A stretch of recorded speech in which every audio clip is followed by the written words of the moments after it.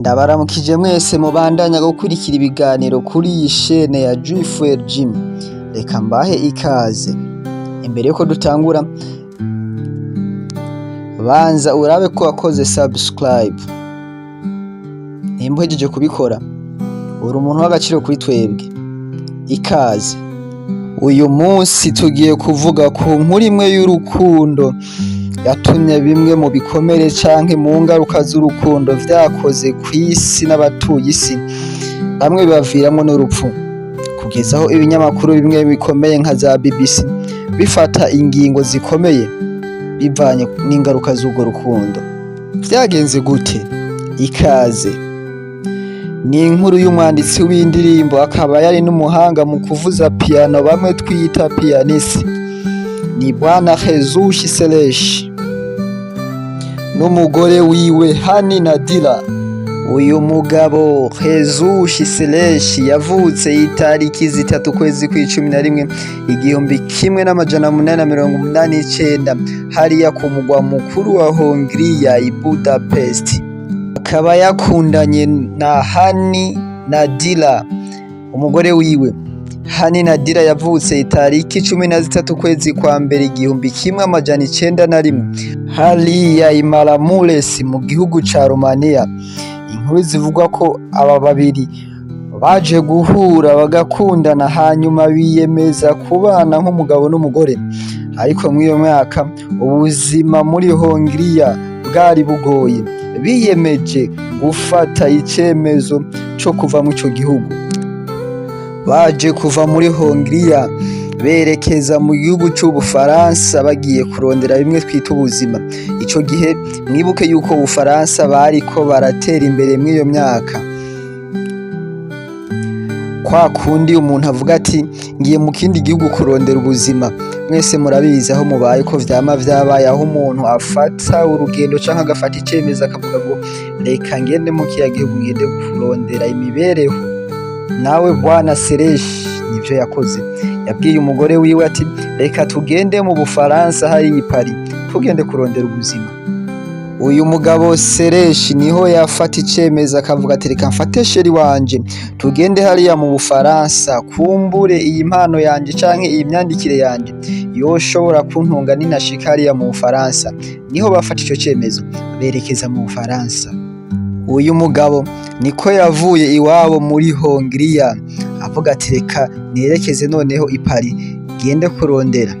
Bivuga ko uyu mugabo ageze mu Bufaransa yanse gukora akazi nk'ako abandi bantu bakora, kwa kundi usanga ushitse ahantu kiri mushasha ubanza kwirondeza ubuzi busanzwe burakora kugira ngo uramenyera, ariko uyu mugabo we yaranse gukora akazi na kamwe.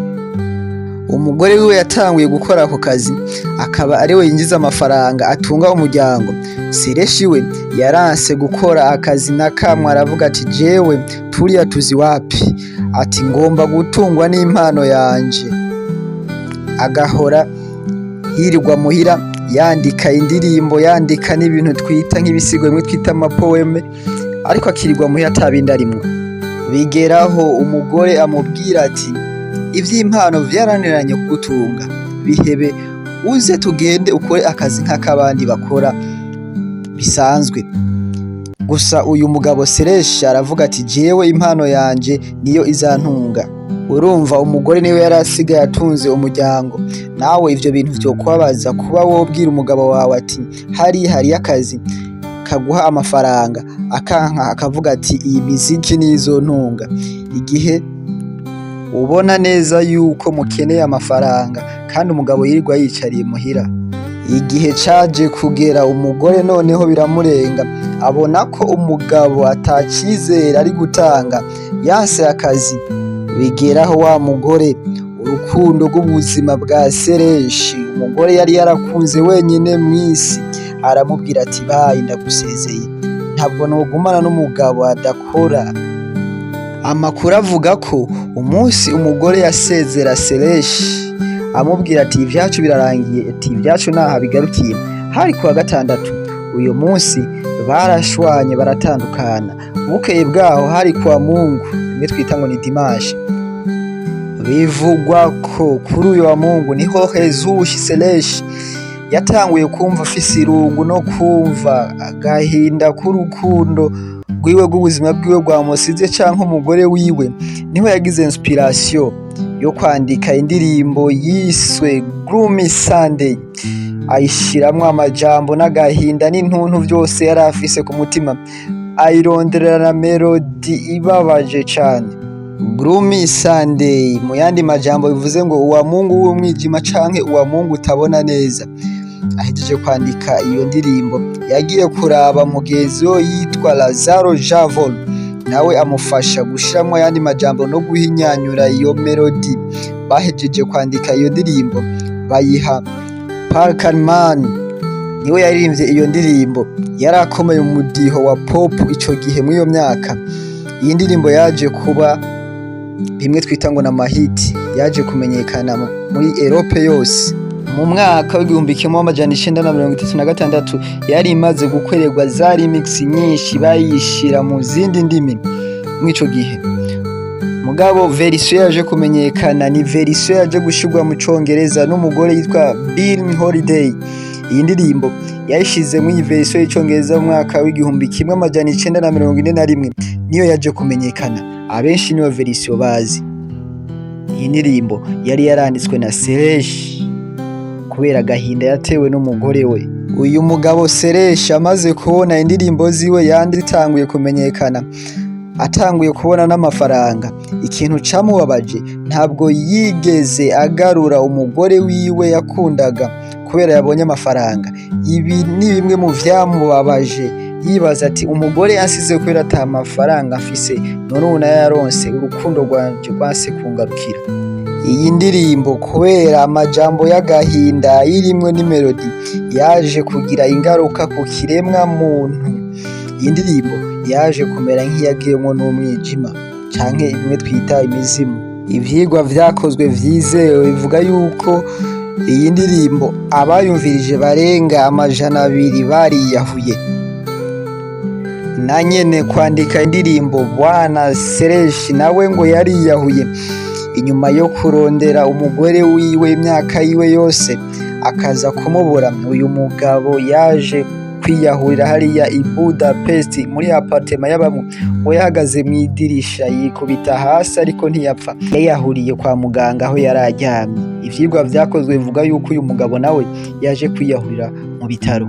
Uyu mugabo yiyahuye tariki 10 mu kwezi kwa mbere umwaka w'igihumbi kimwe amajana icenda na mirongo itandatu n'umunani hariya i Budapest iwabo ku mugwa mukuru wa Hongiriya. Ikinyamakuru BBC cahise gihagarika iyo ndirimbo imyaka 62, ariko iyi ndirimbo bongeye kuyirekura mu mwaka wa 2002. Ejo bundi bavuga ati ubu abantu nawe baramaze gusirimuka ntibokumva izi ndirimbo ngo bace biyahura. Abantu bifuza ko tuzokora ku mateka y'indirimbo ya Gloomy Sunday n'amajambo ayirimwo baze badusigire comment tuzoyibakorera. Bivugwa ko umugore wa Serge nawe yaje kwiyahura anyoye imiti irimwo uburozi mu mwaka w'igihumbi kimwe amajana icenda na mirongo itandatu n'icenda, niho uyu mugore nawe yitaba Imana. Iyi ndirimbo yagize uruhara mu mpfu nyinshi z'abantu kw'isi, nico gituma twavuze yuko urukundo, isambuka ry'urukundo rw'aba bantu rwakoze ku bantu benshi, kuko baje gukora indirimbo igatuma abantu benshi bitaba Imana. Abantu mwipfuze indirimbo muje ku ma internet canke no ngaha kuri YouTube irahari. Iyi ndirimbo yitwa Gloomy Sunday. Mwakoze gukurikira iki kiganiro. Jewe mwumva ni Roy Juif kuri Juif LG. Muri abantu b'agaciro, kola subscribe, mushireho share na commentaire kugira tubandanye dutezanya imbere. Murakoze.